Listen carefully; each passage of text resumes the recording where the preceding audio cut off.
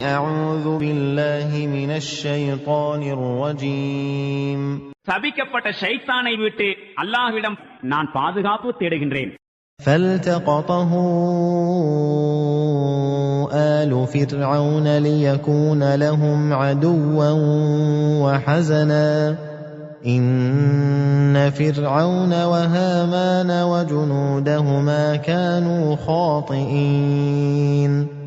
இறுதியில் ஃபிரௌனுடைய குடும்பத்தார் அக்குழந்தையை ஆற்றிலிருந்து கண்டெடுத்தார்கள்.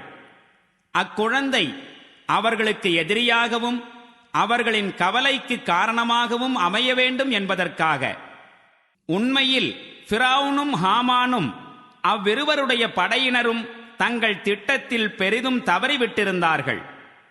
وقالت امرأة فرعون قرة عين لي ولك لا تقتلوه عسى أن ينفعنا أو نتخذه ولدا وهم لا يشعرون.